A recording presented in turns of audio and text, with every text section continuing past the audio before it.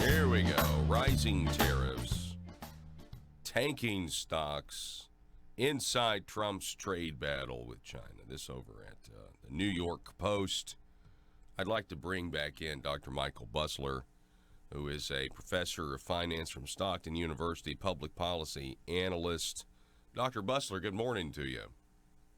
Good morning, Paul. How are you? Thanks for having me. It's always my pleasure to be here. Yes, sir. Yes, sir. I'm glad you could spend some time with us. Well, I mean, it was a pretty eventful weekend. You know, we had the president saying, hey, American companies, you need to get out of China.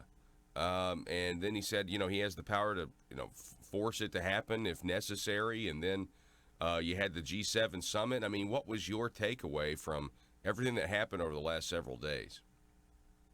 Well, I think what this shows is President Trump is negotiating. President Trump is not a politician. He's a business person. And as a business person, he's negotiating and looking at the end game rather than what's happening each week. So let's take a look at exactly what happened. First of all, we had the big drop in the stock market. That occurred because there are recession fears, and what stoked those fears was for a very short time, one day, an inversion occurred. Now, what does that mean? Well, normally, the longer you tie up your money, the more risk you take, so the higher the return or the yield that you get. In other words, you buy a 10-year bond, you get a higher interest rate than if you buy a 5-year bond. And if you buy a 5-year bond, you get a higher interest rate than a 2-year bond. So that's normally the way the yield works. It goes up the longer you tie up your money. For a brief time on one day last week, the short-term rate, the 2-year bond rate, was up a little higher than the 10-year rate. And that's called an inversion, when the short-term rate goes higher than the long-term rate. Now, the last 5 recessions, this happened about 2 years before the recession started. So there is some fears that this could mean a recession is coming. I also want to say that inversion occurs sometimes and you don't have a recession.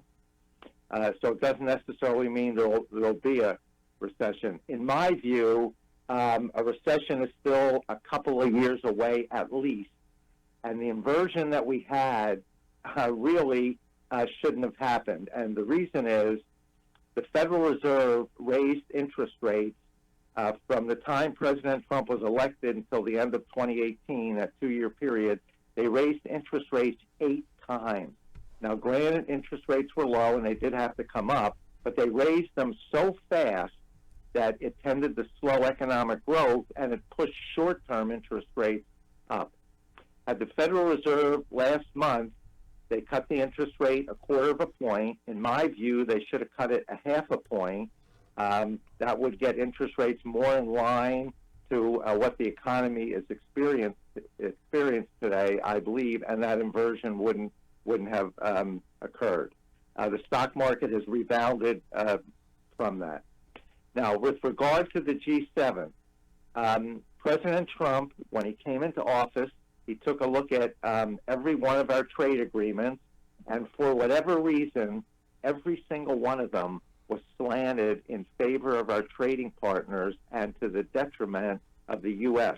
For instance, in the auto industry, they make a car in Europe, sell it in the U.S., we charge a 2.5% tariff. We make a car in the U.S., sell it in Europe, they charge us a 10% tariff. Make a car in China, sell it in the U.S., we charge a 2.5% tariff. We make a car in the U.S., sell it in China, they charge a 25% tariff. For whatever reason, on Corvettes, they charge a 50% tariff. So President Trump got into office and said that all of our trading partners, listen, we need to renegotiate these things so they're a little more fair. We encourage free trade, but it has to be fair. Well, every one of the trading partners was reluctant to renegotiate because they're in such a good position. So what does a business person do? And again, remember, Trump is not a politician. He's a business person. He's sort of learning to be a politician, but he's a business person. Well, when you have a reluctant trading partner, a business person creates a sense of urgency. And that's exactly what President Trump did. He put tariffs on everybody. Well, and it's working perfectly. Already, Mexico and Canada have agreed to a new deal. South Korea has signed a new deal. Just announced on Saturday, Japan and the U.S. have come up with a new deal. India is negotiating with us, and the toughest deal to negotiate will be with China, because it's been so lopsided, and also they don't honor our intellectual property rights. In other words, they'll steal our technology. In fact, they require us to give them our technology before we can even go over there. So President Trump says this has to stop. We need a new trade agreement. I thought we had one back in April, and at the last minute, China said, we're not going to agree to all that, and the deal came off. Right. Now, President Trump said, I'm going to apply more tariffs, and China retaliated, and that's kind of where we are now. So, I mean, I know last time we talked to you, maybe a week or 2 weeks ago, I think, Yeah.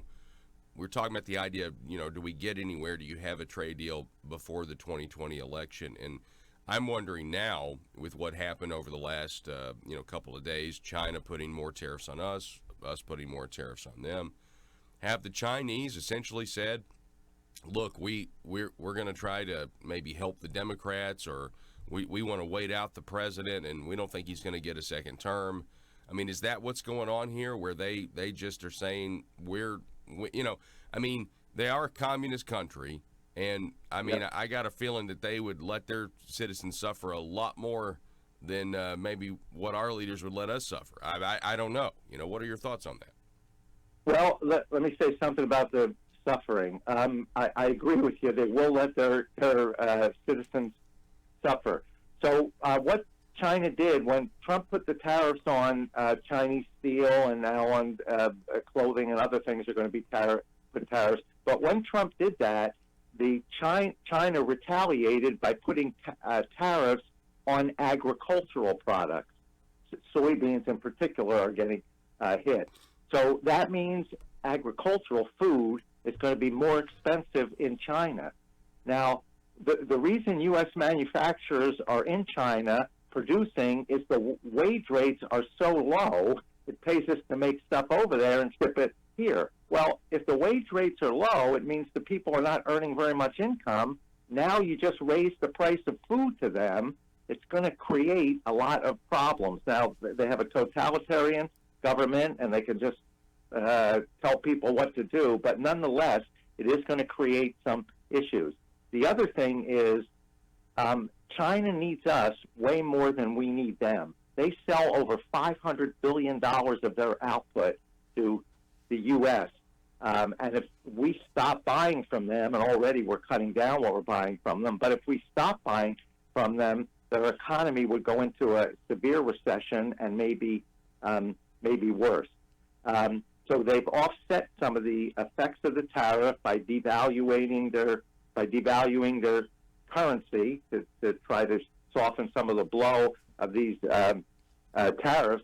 They may. One theory is they're going to try to wait and see if Trump loses. I just don't know if they can wait that long. And again, President Trump is creating a sense of urgency, forcing them to the table. Last week, as you pointed out, he announced, I think all American companies ought to pull out of China. Well, if that happened, the Chinese economy would collapse. So he announces it just the other day. A day or two later, China says, well, we're ready to come back and start talking to you. We don't want any arguments. We want this to be a very calm solution. Yeah. So President Trump, I think, will put pressure on them so that they have to make a deal sooner rather than later. I mean, I hope you're right, I mean, I think that would be a huge victory for the president, and, attempting to stop some of these trade imbalances, that have gone on for a very long time. But, we also have, the situation, and I know you're not a military analyst, but, we also have what China is doing in the South China Sea militarily. And, to your point, him being a businessman, he's going to look at this, in as a totality. You know what I'm saying? I mean, this is so much bigger, I think, Dr. Busler, than just a trade war. Yeah, I agree with you, and there's even a little more to it than than that. So not only are we dealing with China with this trade war, but the people of Hong Kong they don't want to lose their freedom, and China seems ready to take away their freedom. England handed over control of Hong Kong to the Chinese government in 1997. China set up what they refer to as a two-system government, where they allow the people of Hong Kong to elect their own governor and leaders, but they still have to follow the Chinese rules. Well, gradually, China is starting to take away some of the freedoms, and the people in Hong Kong don't want that, and that's why we're having these protests. So normally, the U.S. takes the position of people that seek freedom and democracy, we will support. But if we support them too heavily, now we're in direct conflict with China, so that's an issue while we're trying to resolve this trade deal. Complicating it even further, we're trying to get North Korea to denuclearize. China is North Korea's biggest trading partner and really supports North Korea. So we're trying to come up with a trade deal, a solution for Hong Kong, a solution with North Korea, and a solution for some of the military action that China is taking. And you make a great point. This is very, very complicated, and Trump is trying to negotiate all of these things and come up with a good solution. Man, I tell you. Well, I certainly hope things. I mean, it is interesting that the president said X, and then they did come back. I mean, they did come back. One of their representatives said, "Hey, we want a calm resolution to this." Right. So I think maybe they don't know. They definitely know that the president is not somebody that you can predict and that sort of thing. Yeah. Dr. Busler, I really appreciate you coming on the program. It's always great to have you on, sir. Thank you, Paul. It's always my pleasure to be here. All righty, we'll do it again soon. We'll keep in touch, folks. We'll make a YouTube video of this, share it with your friends. It'll be up at conduitnews.com and the YouTube page later today. The telephone number is 870-275-9799. I want to remind you though that with this whole situation with China, that the one things that they are doing as well is they're buying ad space and op-eds and things in agricultural magazines, trying to target farmers, right? And corn. I think they're doing this with I think they look at Iowa as the corn farmers up there as the biggest possible get in trying to influence the 2020 election. And we would be kind of naive to suggest that China isn't looking at all of its options and has several different plans that they're setting up that they could push. We'll go ahead and try to sabotage them for 2020, or we'll go ahead and make a trade deal. That they obviously are, positioning themselves the way any country would in a trade war, Cold War, a war based on espionage, whatever. But then you've got this giant corn purchase that has just happened with Japan, like Dr. Busler said, which the only thing I thought about was, that's going to make farmers happy. It's going to make people that grow corn happy, that he's trying to find, not new markets necessarily, but new deals that are going to, help alleviate some of this stuff. And then you get to the point where, China's going to have to feed their people somehow, right? I mean, they got to feed their people somehow. They got to have soybeans somehow. So, I mean, that's also something to think about here. I think it was Lindsey Graham, Senator Graham, that said, hey, we have more bullets than they do. Back home here in Arkansas, what are we doing? Well, our leadership is trying to do business with the Chinese by bringing them here. Like bringing the companies actually here, wanting them to locate here in the midst of all of this. Communist Chinese entities. They are not companies. It's the Communist Party essentially setting up embassies disguised as companies. Actually, when you know that they're in a lot of ways, these companies are just shell companies. I mean, yeah, they're going to have their front like their storefront where they actually do. It's like what is it? What was the name of Don Corleone? They sold olive oil. They were in the olive oil business. You know what I'm saying? In The Godfather, olive oil. Really, olive oil. Yeah. We make garments. We also steal your technology and stuff while we're over here, but we do that in the back. We we cutting down trees, making paper. I mean, what are you doing? I mean, that's what we're doing. Now in the back, we're also, trying to get the leg up on the global biotechnology market, and we're going to see what you guys know about that and send the secrets back home, because that's who we're loyal to. I mean, it's just crazy. Why China? Why would we pursue these deals with the Chinese in the way? If these were Russian companies, nobody would even consider it. Oh yeah, sure. Let's give Russia Arkansas tax dollars and Arkansas tax incentive, and Russia will set up I don't know, what do they make over there? A vodka plant. I don't know. And it's going to create this many jobs, and people will be like, "What? No, I don't think so. I don't think we're going to do that with a Russian company, because there's still that whole issue between us." But for some reason with China, everything's fine. Everything is fine. There's not going to be any negative consequences from this. Arkansas is very conspicuous in this whole deal, and it's our home state. What do you think about it? 870-275-9799. We'll be back in just a moment. Hi, folks. I'd like to tell you about Conduit for Commerce. Conduit for Commerce is an Arkansas-focused nonprofit organization which receives no government funding. Its core beliefs are economic freedom, individual liberty, and limited government.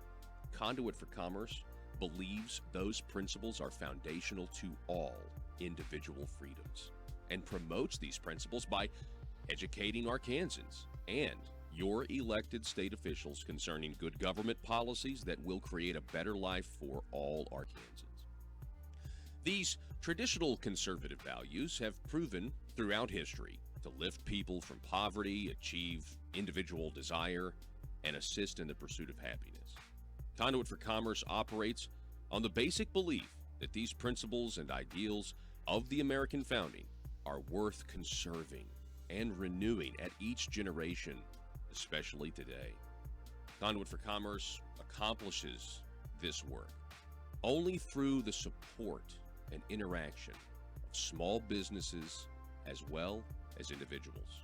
Conduit for Commerce thrives from like-minded Arkansans' participation and partnership. It's only through the support of folks like you that Conduit for Commerce is able to be the conduit to the Arkansas state capitol.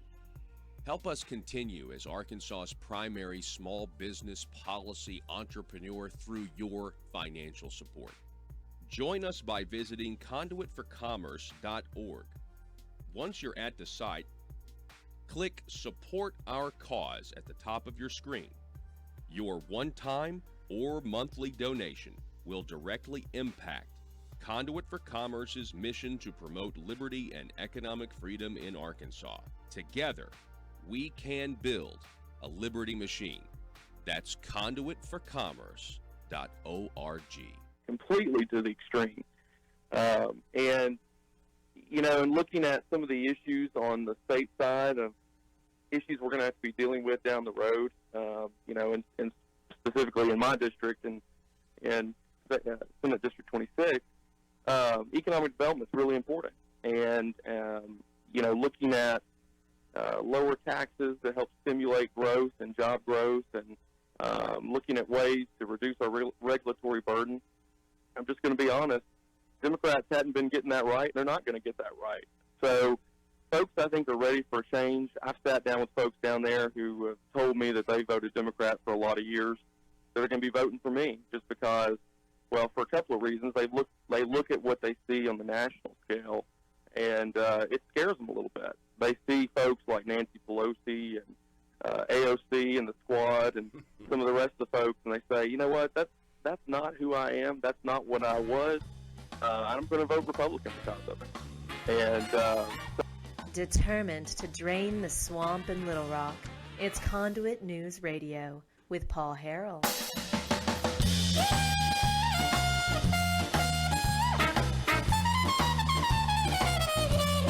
Hey,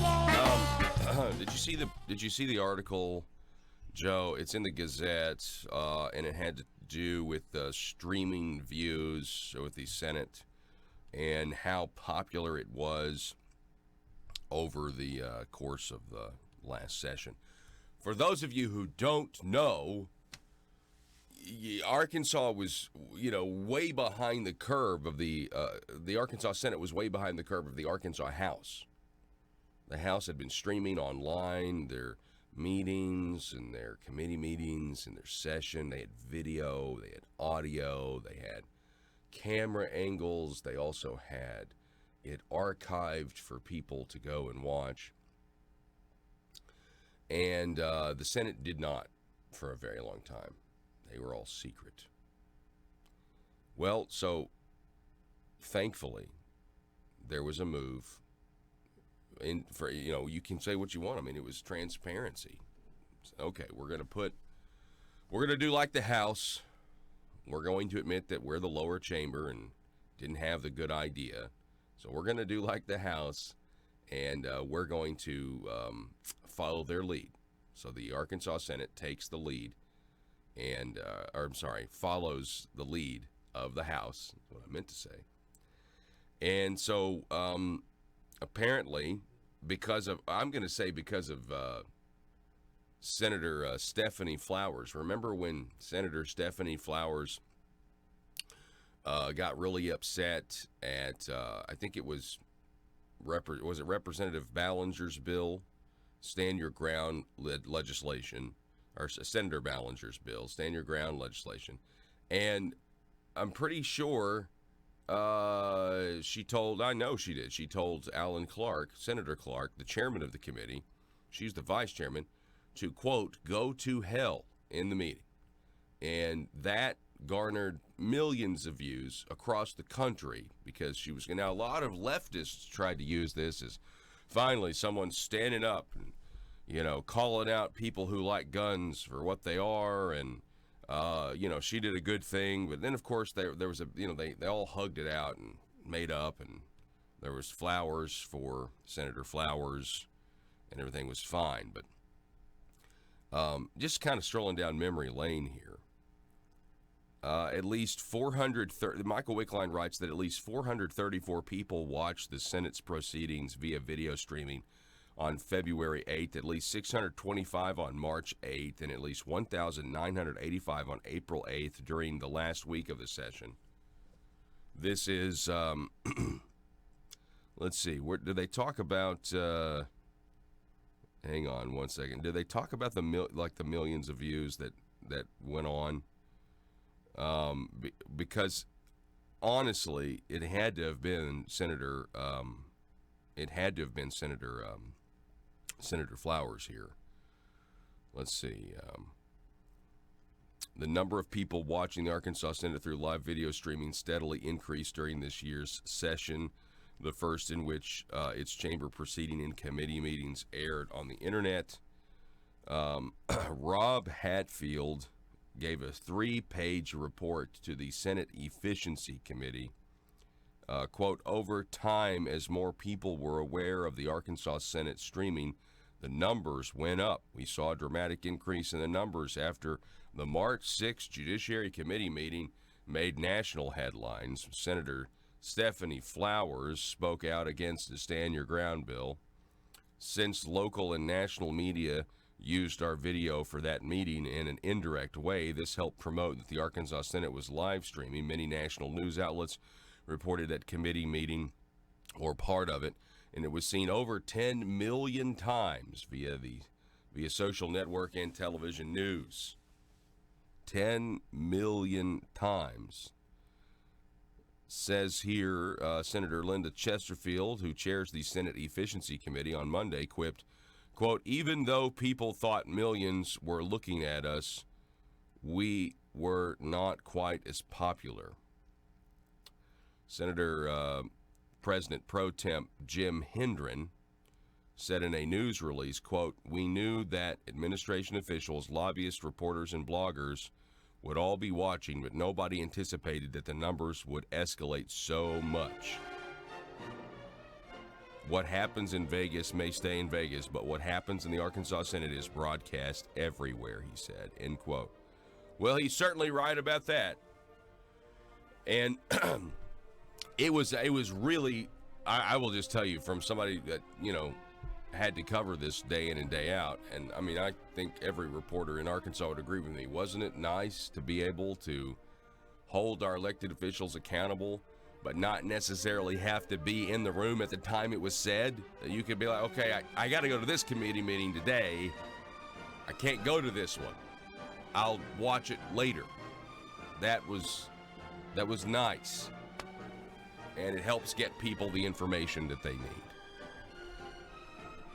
We got one more hour. We're going to talk about Medicaid and the numbers and why your taxes have gone up, honestly. The news and talk of Northeast Arkansas. This is News Talk 101.3 FM and 12:30 AM KBTM, Jonesboro, an EAB radio station. I wanted to remind you that if you miss the daily live broadcast, you can always catch up and listen across our digital platforms on your smartphone or computer. First, you can watch the show on Facebook. Just use your internet browser and type in facebook.com/Conduit News. From there, select videos on the left side of your screen. From there, you can watch the full 2-hour show each day or select specific interviews you want to watch. Another place you can watch the show is on YouTube. Just use your internet browser and type in youtube.com. Then, in the search bar, search for Conduit News. Select the Conduit News page as it appears. While here, be sure to hit the subscribe button and click the little bell to receive notifications when new videos are ready. From YouTube, you can also watch every live show daily and all the interviews I have with guests. More options are available at our website, conduitnews.com. Select Conduit News Radio with Paul Harrell tab. From here, you can watch each day's show live or watch old episodes and interviews. You can also catch audio-only versions of the show right here on this page of the website. For audio-only versions of the show, you have some options. For Apple iPhone users, simply use the podcast app and search Conduit News. Subscribe to the podcast and get each hour of the show automatically in your app daily. You can also download the SoundCloud app from your app store and search Conduit News to find our station. Conduit News is the intersection of conservative ideas and reality. And now you know. You've got many options to watch what we do, listen to what we do, and find out what government is doing in your name. Learn more at conduitnews.com. So, that's indicative, I think, of Arkansas, especially some of these southern regions, these that have been historically Democrat. These folks are looking at what they see nationally and even what they see in Little Rock from the Democratic Party, and they're saying, look, those aren't our values. Those aren't Arkansas values. Do you think that some of those voters down there, the ones that had been voting Democrat, that were they still also some of the kind of the historic holdovers who would vote for Democrats locally but maybe vote for Republican presidential candidates? Absolutely. I mean, those counties went heavily for Trump in 2016. Those counties went heavily for Romney in 2012. So I think, yes, you're right. They have voted locally Democrat, but they've always been historically been more Republican nationally. But I think they're starting to realize that, look, local elections matter. And some of those counties have elected their first Republican county judge. Some of them elected more conservative county sheriffs. So, yeah, I think you're seeing a shift, and I think that I think this is a very winnable district. I think that people are ready for a change, and they're tired of, yeah, I'm running as a Democrat, but, I have your values. Well, maybe, but they see what happens in Little Rock and they see what happens nationally, and they say, I don't think those are our values. We want someone who aligns with our values and who agrees on with us on the issue of abortion. And I think it's, and I've heard that from so many people. First question they want to know is, where are you on abortion? And are you running as a Republican? Oh, you got my vote because I know where you are on abortion.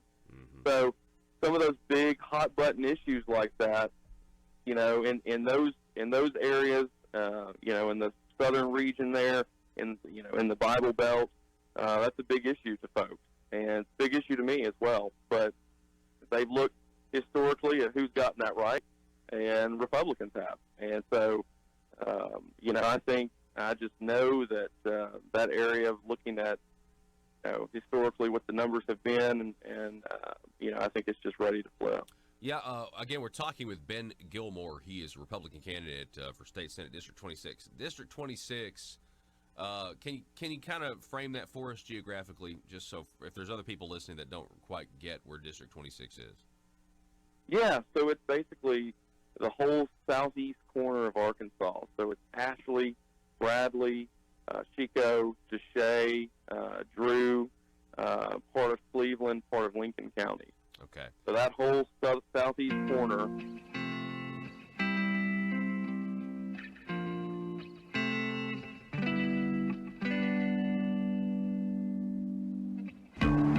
I think it's time we ask ourselves if we still know the freedoms that were intended for us by the Founding Fathers. They seem to be in full-scale retreat from spending cuts and are talking about raising people's taxes again. And I have only one thing to say to the tax increasers. Go ahead, make my day. If we lose freedom here, there's no place to escape to. This is the last stand on earth. Those who would trade our freedom for security have embarked on this downward course. Whether we believe in our capacity for self-government or whether we abandon the American Revolution and confess that a little intellectual elite in a far distant capital can plan our lives for us better than we can plan them ourselves. Conduit News Radio with Paul Harrell is on now. Hello, ladies and gentlemen. Welcome. This is hour number 2 of the show. Coming up at the bottom of the hour, we're going to be talking with Jonesboro City Councilman or Alderman Bobby Long will be with us. Now, we're going to talk to him about a sales tax. Well, there's a special election, which is, special elections are called most of the time when people want to make sure their tax increase passes. The data backs this up. I mean, it's very, very uncomfortable truths for people who, are proponents of the sales tax increase. I mean, it is an uncomfortable truth. And in a special election, you do it so that you're able to raise people's taxes most of the time. That's what the data shows. It's convincing, and honestly, if it wasn't for now Senator, then State Representative James Sturch, Jonesboro, you guys we wouldn't be having special election, because the only way you could do it is if there was an emergency. Think about that for a second. If one guy hadn't gotten up out of his seat and walked out when his name was about to be called after he had just voted for it and was the deciding vote, if one guy, we wouldn't be that Fort Smith wouldn't have had their special election. All kinds of special elections that have taken place this year try to raise people's taxes. Think about that for a second. We need special election reform in this state. We need it. And, from the principle of they just keep taking more and more and more of our money. Now, I'll address this further, but I do want to say this because, you can hear the argument for passing a higher sales tax in any situation. And the argument is going to be, it's not that much money to you. It's a very minuscule amount of money that you'll pay extra, and it's going to have a big result. And that's the problem, is the big result. Because what the big result often is a massive growth in the size of government. Now, just game it out. I mean, let's just say, oh, it's only a penny more, or it's only whatever the situation is. It's not that much money to you, to somebody who's rich, somebody who's middle income, and not that much money maybe even to somebody who's considered poor when it comes to the price of the goods they buy going up. Okay. But the amount of money that raises going to government is going to be used to grow government. And when government grows, the people's freedom tends to shrink. Because, I mean, just case in point, you allow the government to use the money for maybe what they say they're going to use it for, but then they use it for all this other stuff as well. They use it for all this other stuff that you have no idea. I mean, that's what we're seeing here. Well, I mean, we see here broadly in the state of Arkansas that our tax policy drives our spending. I mean, they can't almost tax as fast enough because they're trying to spend so much of it. Anyway, that's the reason why that argument to me falls flat. It's just a little bit extra everyone's paying. Yes, I know, I got it. It isn't that it's affordable.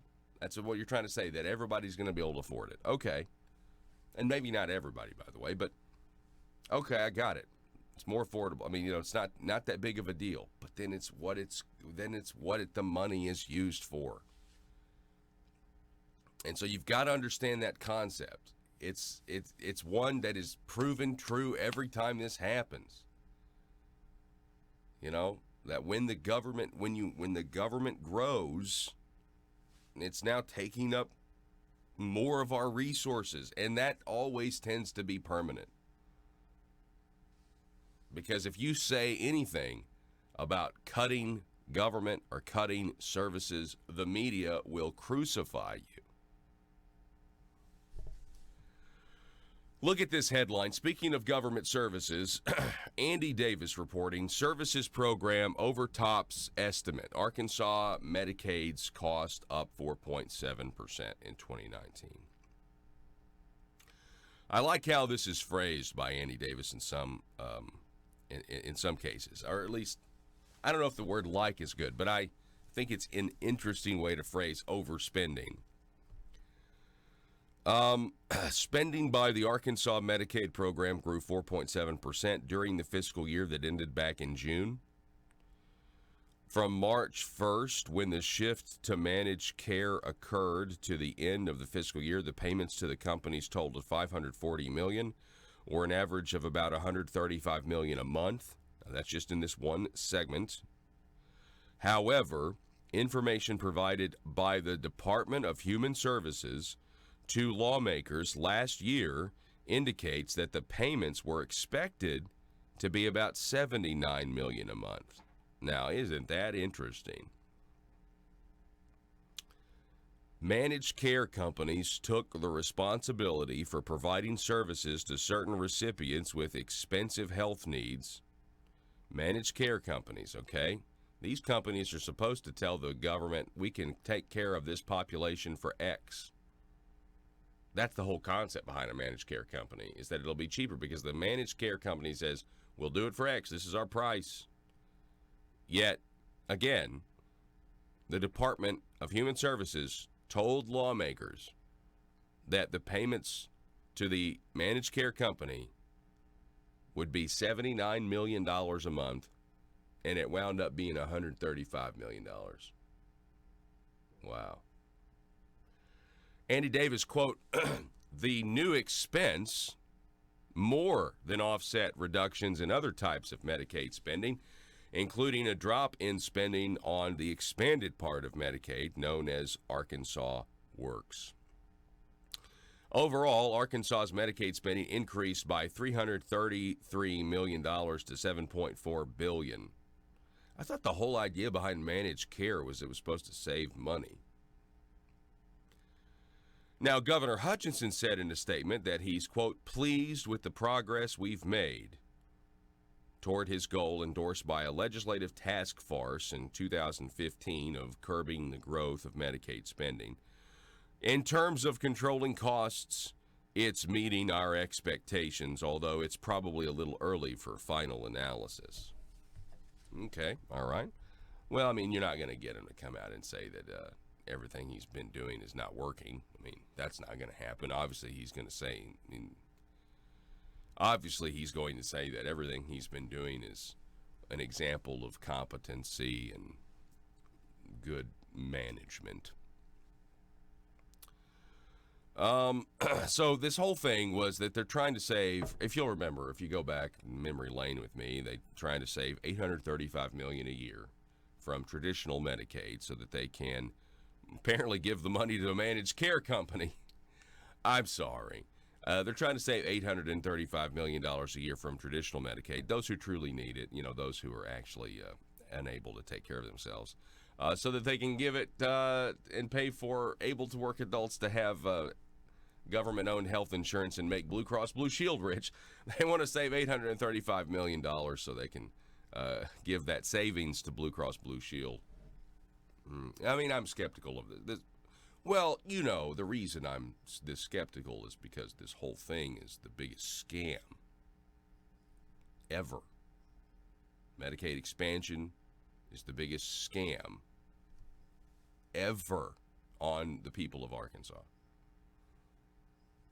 Now, if they the doing it with the Blue Cross Blue Shield, that's what I'm talking about. Doing traditional expansion would have been totally irresponsible, but it wouldn't have been a scam where they're paying all the insurance companies all this money, make all these promises, claim it's conservative, it's not, and the insurance companies get a mandated profit in the legislation. Then the insurance companies obviously are going to tithe portions of that government money to certain PACs and certain consulting firms that hire lobbyists that are then allowed to make sure the program continues. And, I mean, that's the biggest scam ever. And it's all done. I mean, if you were to say to some of these people that, they're just greedy and they're just trying to get a guaranteed taxpayer-funded revenue stream to support their business, they would say, no, you're crazy. It's not about the money. It's just all because we care about the people. And we're so compassionate and we care and we just want to take care of people and provide them with quality health care. And, of course, the only thing that they have to do to check that box is to purchase an insurance policy, not actually see that the health care is provided, not actually try to get emergency room visits to go down, because wouldn't you know it, people still believe, some people got signed up on this thing, didn't even know they got signed up till they found out about it. That actually happened to somebody that I know.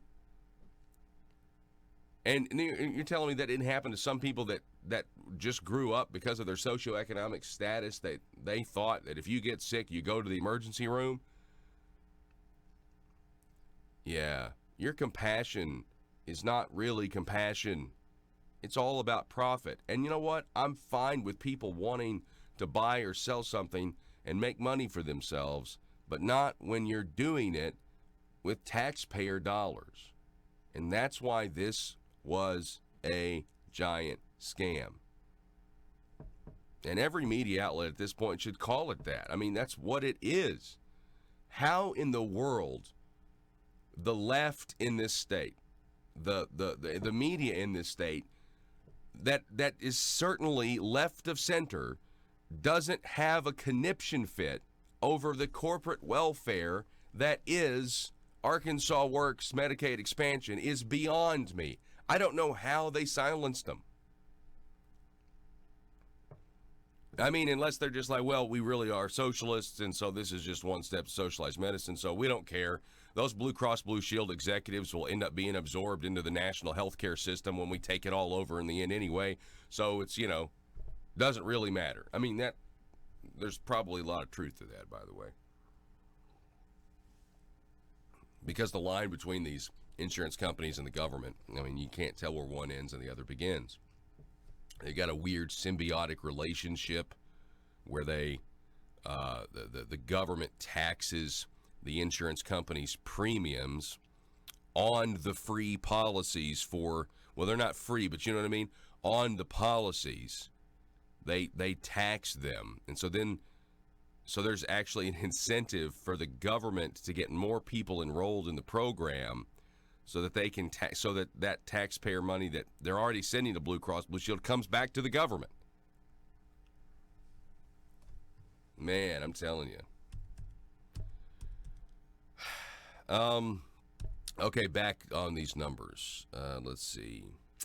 The target is based, this is Andy Davis, the target is based on a goal of saving the state budget $50 million a year to help pay the cost of Arkansas Works, which covers adults with incomes up to 138% of the poverty level. Yeah, you know, the problem with that is, what was our share of Medicaid expansion in Arkansas Works this year? It was $138 million, and 4 years ago it was expected to be $50 million. $50 million a year was what we were supposed to be paying this time, and instead we ended up paying $138 million, or a roundabouts. Sometimes in the numbers in my head, sometimes I get things wrong, but I'm 99% sure that's accurate. The income cutoff this year, for instance, is $17,000. Let's see here. Keep going. Oh, listen to this. This was funny. In quarterly scorecard reports to Hutchinson and lawmakers, the Department of Human Services calculates progress toward the goal by comparing traditional Medicaid program spending since fiscal 2017 with what the cost would have been if the program had been growing at 5% a year since 2016. Boy, that's pretty funny, I think, because I know you're giving a report. It's like, well, if we hadn't done this, it would have been this. There's no real way to prove that's true. There's no real way to prove if your argument's accurate or not, because your numbers don't mean anything. Your numbers don't mean anything. You're a government agency trying to act like you're saving taxpayer money. That's we've been there, done that. You can't trust them. You can't trust government estimates. And to suggest that you can, I mean, that's what I don't even know how lawmakers do it. And the ones that get it, I mean, how do you look at some of these bureaucrats in the face when you know and they know that their numbers are not actually real? They're not representative of the truth, because the government, it's take it to the bank. You know, they're going to give numbers that shape the, their political goals, what they want to accomplish politically. That's the numbers they provide, whatever those. So if you need it to be higher than normal to accomplish your goals, then you do it. Meaning, some people do that on tax cuts sometimes. Very rarely, but if you need it to be lower to accomplish your political goals, the bureaucracy is going to submit those. I mean, come on, what's more believable, that Jeffrey Epstein killed himself, or that these numbers are actually true? That's a tough one. So in a quarterly scorecard, reports to Hutchinson lawmakers, the Department of Human Services calculates progress towards the goal. At the time that benchmark was established, the traditional part of the program spending over the previous few years had grown less than 3% a year, including an increase of 2.5% in fiscal 2016. But state officials and a consultant said at the time they didn't expect the slow growth to continue unless the state took steps to curb costs. According to the scorecard reports, traditional Medicaid spending grew by 4.8% in fiscal 2017, then fell 0.6% in 2018, before increasing 8.6% in fiscal year 2019. Meanwhile, enrollment in fiscal year 2019 remained flat, averaging about 667,000 people at the end of the month. Now that'd be traditional Medicaid, right? Mm-hmm. Folks, we've gone way over. It's 22 past, 23 past now. Let me take a break and reset here. Tell me what you think about this. What is your faith? What's your level of faith in government estimates when it comes to looking at, for you, the taxpayers? If it's only about delivering the service, then you don't really care what it costs. And if the service is only about, in terms of expansion coverage, giving people a piece of paper that says you have insurance, but you never actually go to the doctor What good is that? Back in a minute. Hi, folks. I'd like to tell you about Conduit for Commerce. Conduit for Commerce is an Arkansas-focused nonprofit organization which receives no government funding. Its core beliefs are economic freedom, individual liberty, and limited government.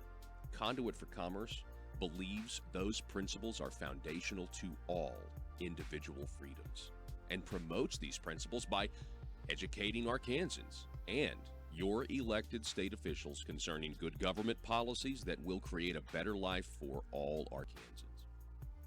These traditional conservative values have proven throughout history to lift people from poverty, achieve individual desire, and assist in the pursuit of happiness.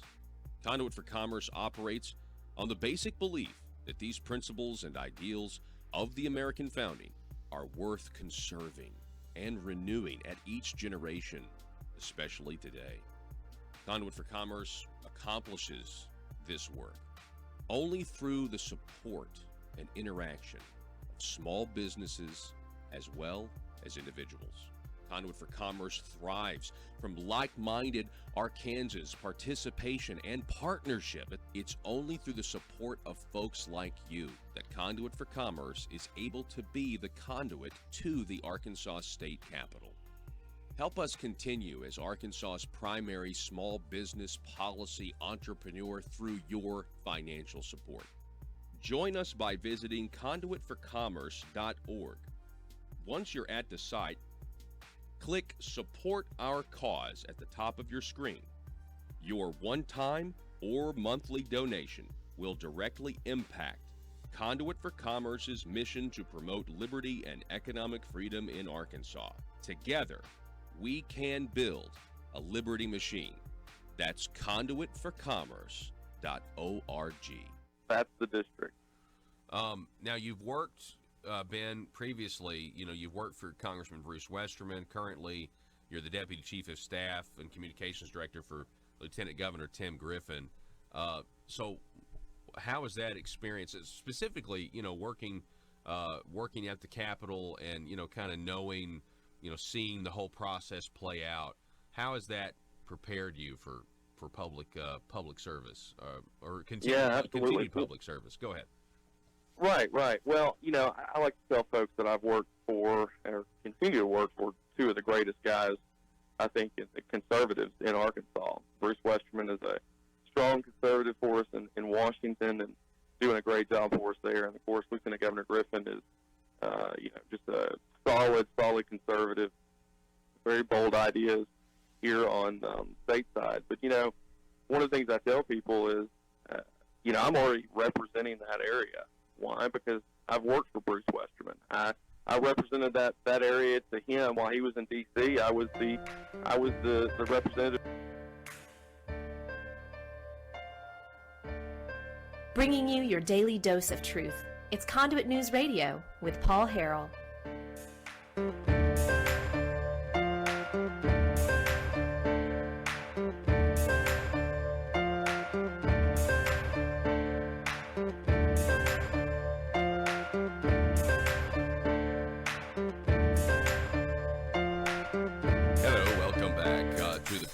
Thanks so much for being with us. Okay, picking back up here in this article that we're covering. In a July 31st letter, Andy Davis writes, it was a letter to Hutchinson, Secretary of Human Services Cindy Gillespie, who makes a ton of money, said the savings from 2017 to 2019 based on the department's benchmarks have totaled $918 million, including $690 million that she attributed to the changes the Human Services Department had made to control costs. How do you get a savings of these numbers, this magnitude? Well, it's according to your benchmarks. That's how you do it, according to your benchmarks. Quote, while financial challenges remain, through your leadership and with the ongoing support of the General Assembly, Medicaid is becoming more financially stable and predictable while ensuring services for those most in need remain intact. Yeah, politicians are very compassionate on the surface, bureaucrats to, as long as they're dealing with other people's money. I'm not saying personally they would never give to charity. All I'm saying is this is quite fine. And by the way, this letter is written as if it would be FOI-able, or it would be for public consumption. You know, you while the financial challenges remain through your leadership. The Managed Care Program, one of the state's cost control efforts, involves paying companies to provide health benefits to about 45,000 Medicaid recipients with mental illness. The companies, known as provider-led Arkansas Sharing Savings Entities, provider-led Arkansas Shared Savings Entities, Rainbows and Unicorns, began coordinating the recipient's care in February 2018 in exchange for monthly payments of $173.33 per recipient. Folks, if you want something, I mean, I don't suggest, I'll do it for you, but this stuff makes me want to pull my hair out. I'm going to be perfectly honest. And, I mean, here's my question. I know the media is obligated to report what the government is saying, you know, but when we all know that the numbers are just put out there and are not reliable, yeah, at what point, you would think at some point, like, it wouldn't be a right or a left issue at all. Like, the media would so hone in on the fact that government estimates are always wrong. We'll be back in just a moment.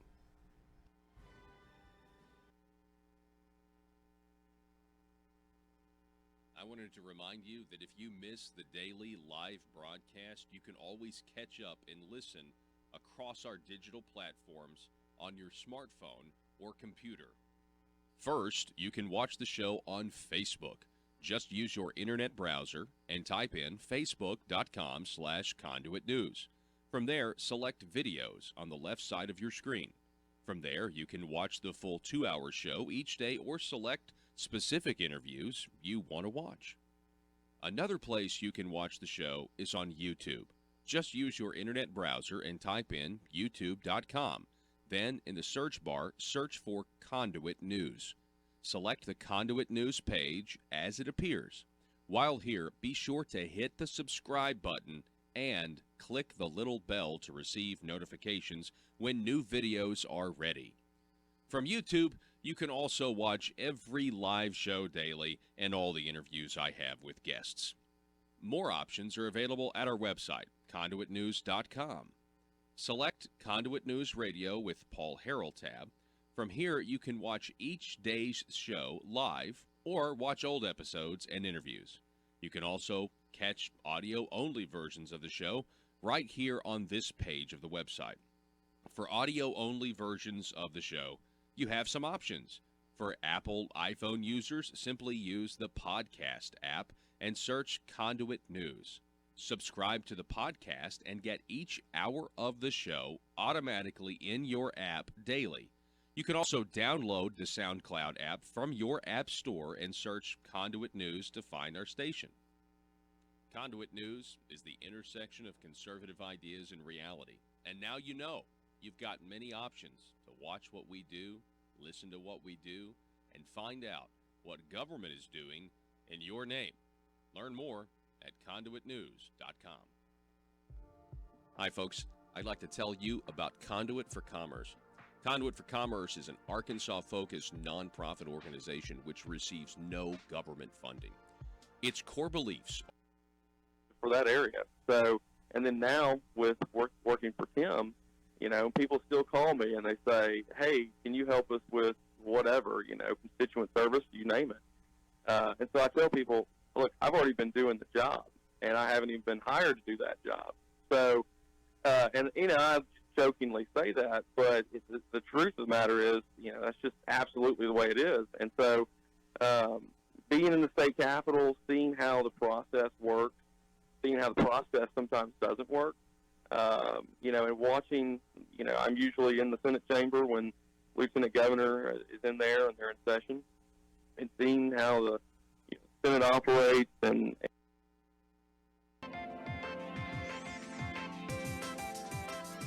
Conduit News Radio with Paul Harrell is building a liberty machine.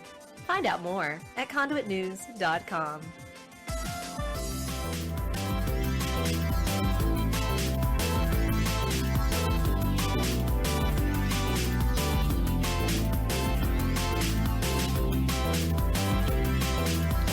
Welcome back, ladies and gentlemen. Thanks so much for being with us.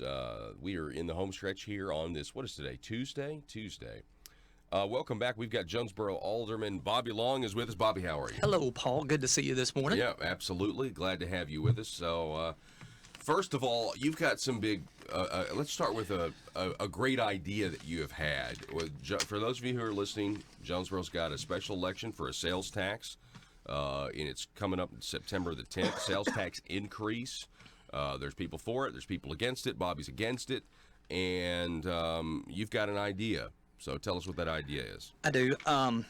Many of you know that when all this started, the first thing that I advocated for was to slow down. Second was the splitting of that 1% sales tax, because half of it was to go to fire, half of it goes to $110 million worth of stuff that I don't think that eventually we will be able to afford. The tax also sunsets in 12 years. The city of Jonesboro has had a history with sunset taxes. Back in 2010, the police and fire, public safety, was voted in a 0.5% sales tax. Well, it was only supposed to go for 4 years. So after 4 years, the tax, December 31 of 2014, that tax expired. Okay. Now here we are, less than 5 years later, needing some more. So I didn't really like that issue. I didn't like tying public safety with amenities.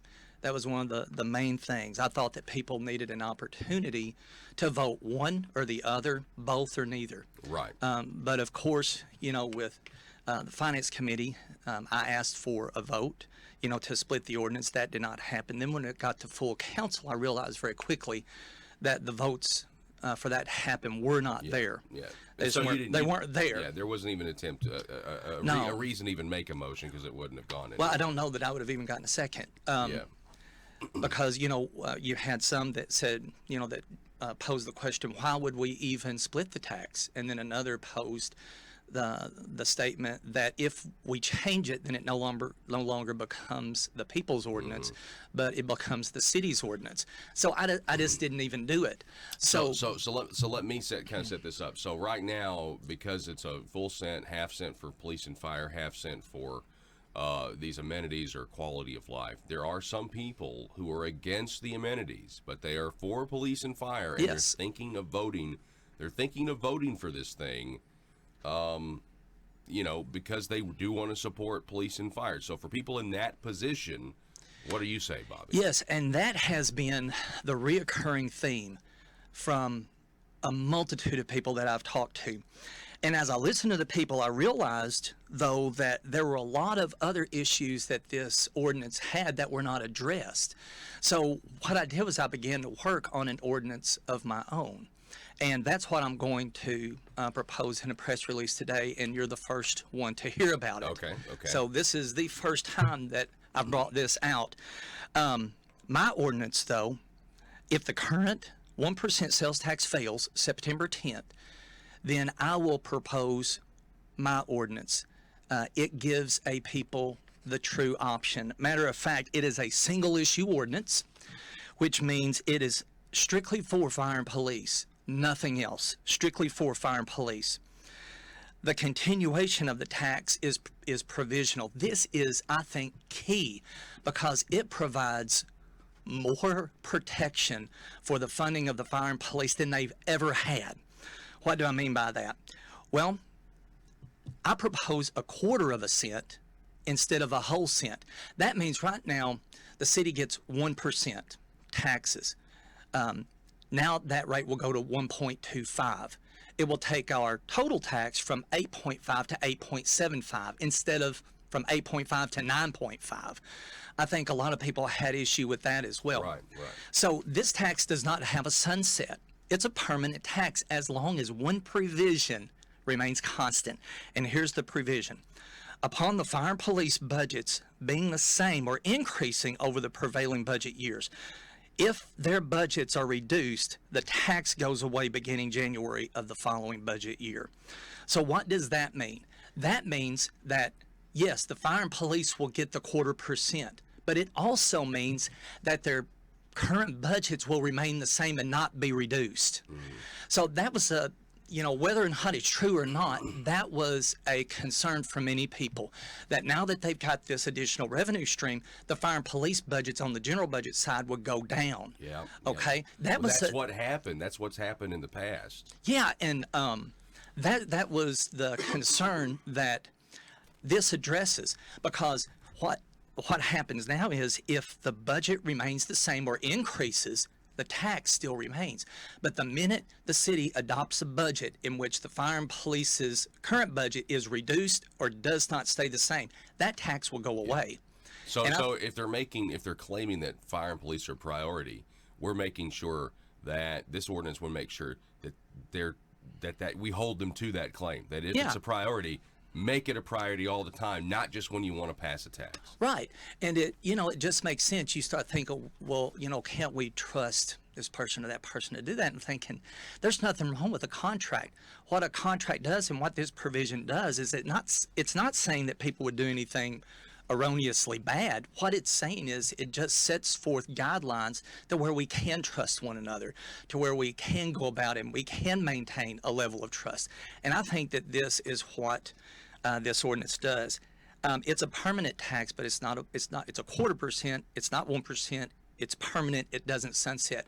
We've already been through the sunset things. I think sunset taxes are good when you have a specific project that has a specific amount of money that you raise for a specific set of time that the people want. This is not this. We've already been down that road less than 5 years ago. And now here we are back needing more money again. It also gives some security to the fire and police, knowing that there's not a cliff 10 years, 12 years down the road that they're going to have to fight again in order to keep money. Of course, it's lower than the 0.5% that they would get, but there's a probability that it will be a long-term type of deal, and you can you can start looking long-term instead of short-term. And sales tax revenues increase. That's what happens because more people move to your community, more people do commerce. Right. I also think that as Jonesboro grows into its skin, our sales tax will continue to increase. Yeah. When we annexed all that land, we sort of spread ourselves really thin. But now as Jonesboro starts to grow into its own skin, I think that sales tax revenue will increase, which will give more money to the fire and police without the worry of the general budget side going down. If you're just joining us, folks, we're talking with Jonesboro City Councilman Alderman Bobby Long. He has just proposed a 0.25% sales tax specifically for police and fire if on September 10th the full 1 cent is voted down, which has a 0.5 cent for police and fire, another 0.5 cent for quality of life and that sort of thing. So I definitely think this is a great idea, Bobby. I mean, it's it's definitely going to give people an alternative who want the police and fire to get more money because of a crime problem or a perceived crime problem, right? I mean, there's a lot of people who are concerned about that right now. There is, and I think that's a true concern. I also want people to understand, it's, ever since I've got into city council and things like that, one of the main things is I don't want to sneak up on anybody, and I don't want to, make something that I don't want to create a disillusion between perception and reality. So let me tell you this. I will propose this ordinance, but this ordinance will have to come before Finance Committee. Yeah. It will also have to come before the full City Council. So if this fails, the first thing I will do is propose this to the Finance Committee. Now, I don't see where they would even bat an eye at passing this on through, getting it before the full City Council, and then getting it on to the ballot, which is something else that an issue that this addresses. I will not have another ordinance that will call for another special election. You know, I want there to be time for there to be debate. I want there to be time for people to look at this and understand it and get a good grasp on it before they go to the polls. Yeah. So this would not be accompanied by a special election ordinance. This would be just an ordinance that will have plenty of time for the public to look at it, understand it, ask questions about it, and then go to the polls educated and vote. You think you would want to do it in the general next year or the primary? You know, the primary's something too that you could consider. It would. I think you get more votes though in the general. No doubt. I do. Yeah. And for me to advocate for, in essence, the true voice of the people to be heard, I think it's important that our first option would be for it to be in the general election where there is more people voting. Yeah, no doubt about that. I've got here, you know, if you kind of look over the history, this is kind of interesting. Here's an article back in 2015 in the Jonesboro Sun. Proposed sales tax hike raises lots of questions. And I guess who is it? Chris Wessel, the editor. Maybe the mayor is hoping that as few voters as possible, mostly those in favor, will show up at the polls on November 10th to give him $16 million plus more to spend each year. So there was a lot of skepticism back in 2015. Yeah, there was. If you were just to look at, go back into the archives of the Jonesboro Sun, you'll see that in 2000, a permanent tax was approved by the voters. However, this 1% permanent tax, half of it went to capital improvements, half of it went to the general fund. In 2010, a public safety half-cent tax was initiated. It was set to expire December 31, 2014. That raised our tax to 9%. In August of 2014, a special election was held, rolling that 0.5% for capital improvements into the general fund. So now the general fund not only had a 0.5%, but it had the other that was strictly for capital improvements rolled into it. This was a few months before the police and fire tax was set to expire. In December of 2014, that public safety half-cent tax expired, and there was absolutely no effort to re-up it or to make it continue on. What's interesting is back in 2010, when that public safety tax was initiated, it was sold as a way to prevent fire and police layoffs. So the people, of course, they immediately, voted for it. But then what had people scratching their heads was that after this half-cent went away, the half-cent from capital improvements went into the general budget. You know, at that point, I believe even the Jonesboro Sun said something to the effect that Jonesboro has more money than it can spend. Yeah. I think that may have been in 2013. Yeah, we have, here's just a few articles, and I'll let you take it away, Bobby. Yeah. Let's see, 2014 council committee to discuss tax by the special election. Let's see. I think it was in maybe 2013. And then we got 2014 Nick's special election on sales tax measure. That's another one from Chris Wessel when he was against this. Yeah, December 19th, 2013 article says, apparently Jonesboro's so flush with cash, it can dole out 8.9% raises to the mayor, 2% across the board. Yeah. Apparently there's no need for the half-cent public safety tax because city already has so much money it can simply pay for all the raises and perks itself. However, of course you can see that in 2015, when a 0.5% was set to expire, and then 2015, there was a proposal for another 1% sales tax that people were sort of scratching their heads. What is this all about? Of course, that tax was voted down and our tax rate stayed at 8.5. But irregardless of that, here we stand today. Our fire departments need 2 new stations. Our police, even though the spending that they said that they would use from this money, the police would have already needed to buy anyway. Their radios, I believe, are outdated and need to be updated. So this is money that the city was going to need to spend anyway. So irregardless of that, there are needs for our public safety, our police and firemen.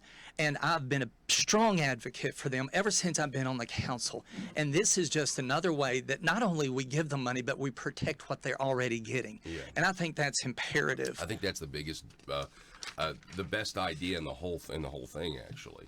I do. And, you know, it's crazy. And I know that you're a man of faith and I'm a man of faith.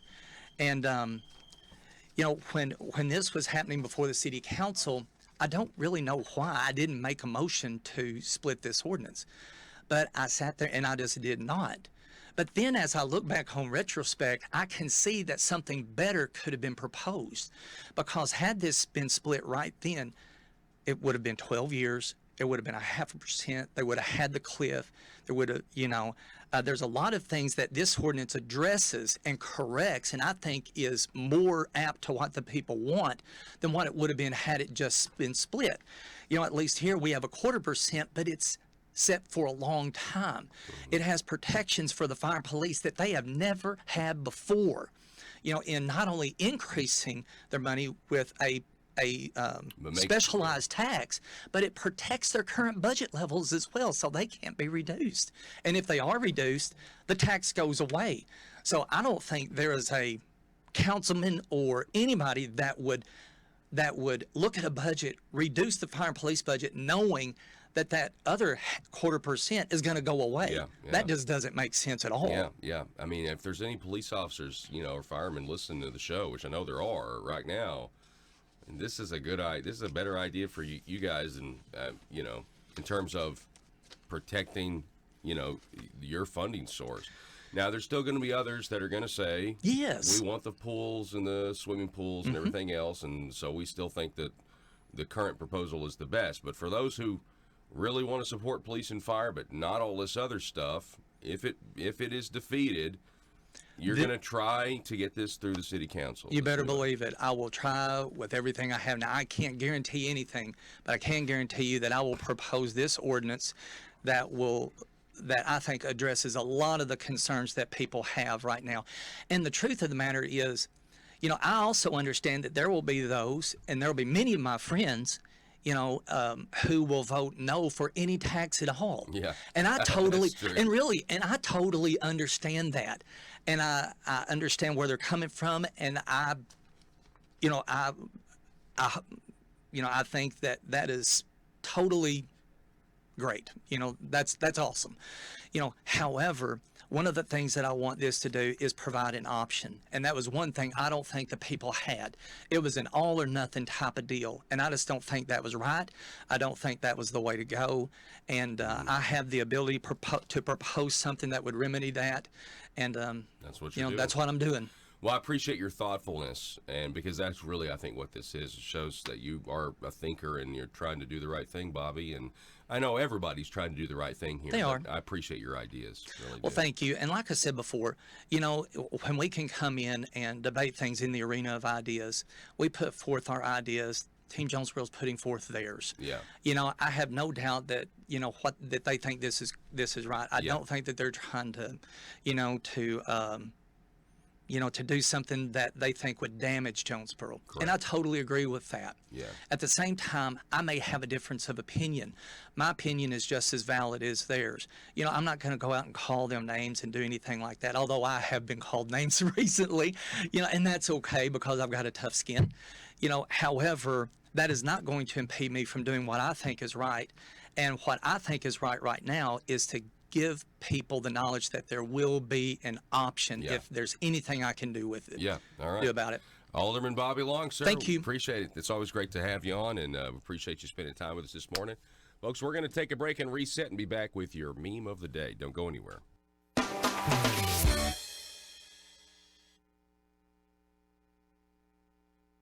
And how I wanted to remind you that if you miss the daily live broadcast, you can always catch up and listen across our digital platforms on your smartphone or computer.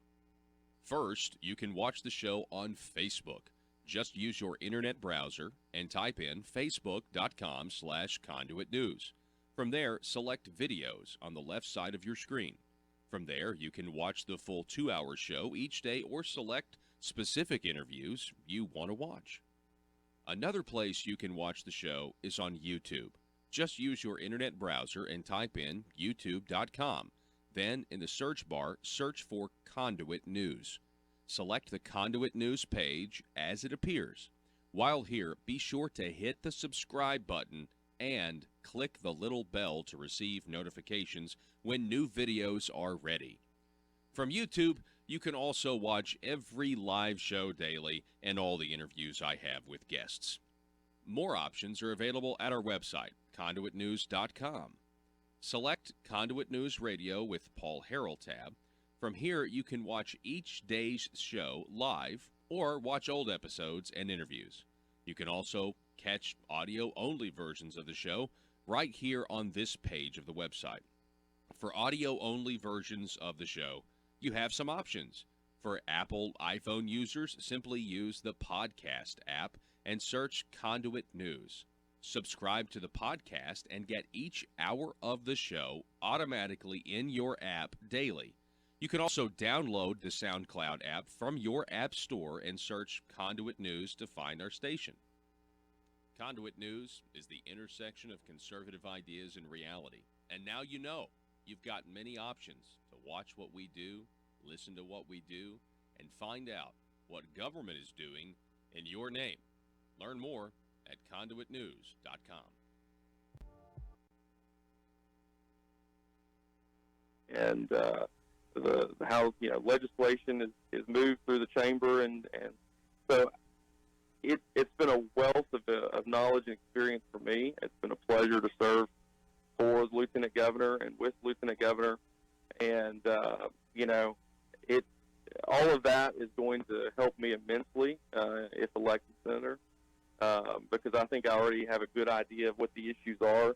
I have a great idea or understanding how the process works. So all of that plays into, helping me if I'm elected. But, and I tell folks down there, look, I've been working for bold conservatives.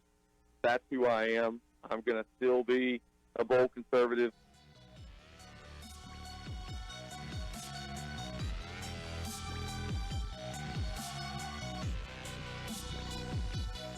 Need your daily news fix?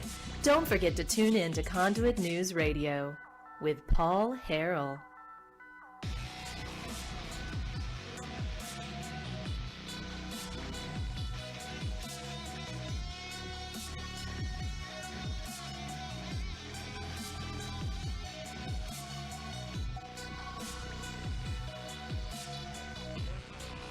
What's we got? What do we got? Bad wireless service here? What's going on? Is it the internet? Internet? Okay, all right. Well, okay, so we're waiting. We've only got a few minutes left, Joe. This is hilarious. Okay, so we have been debating which meme to use all day, and we literally just decided on it a few seconds ago. And so that means Joe sends it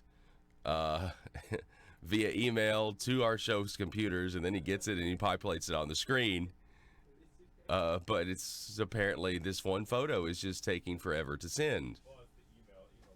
Or anyway, it's an email. So, folks, if you're just joining us today, we told you really all day yesterday, and we did this in the first hour. Governor Hutchinson made it clear to the media over the weekend that it would be a mistake if companies were to withdraw from China entirely. Quote, "It's one thing to try to equalize trade. It's another thing to withdraw from trade with China. I think that would be a mistake." And, of course, this is in response to Donald Trump saying what he said, saying, I'll just tell companies to get out of China. Hutchinson said, despite the tension between the two countries, that he is, still feeling good about the 6 Chinese investments that we have. But this is what he said about these 6 Chinese investments, and I think this is certainly carefully crafted language. Those are decisions that are made by Chinese investors. They look at the economy just like everyone else. and they look at the trade disputes and impact it'll have on their individual businesses. So, again, the carefully crafted language here is he's attempting to communicate to the media and Arkansans by saying that Chinese investors are not beholden loyalists to the Communist Party. And they're just like you and me, or just like anybody in a Western democracy that can own private property and keep their own money. That's not what that's who China pretends to be. And I, for one, wish we had leaders that understood that in our own state. Here's your meme of the day, courtesy of Ben_Redman1 on Instagram. It is a picture of a collapsing building labeled the Democrat Party, but there are planks holding the building up, and those planks are CNN, MSNBC, CBS, and NBC. We'll post this up right now at Conduit News Twitter, at Conduit News, as well as the Facebook page, facebook.com/Conduit News. What did you say, Joe? Oh, yeah, they are. Yeah. They're trying real hard, but that Democrat Party, that building is just coming down, isn't it?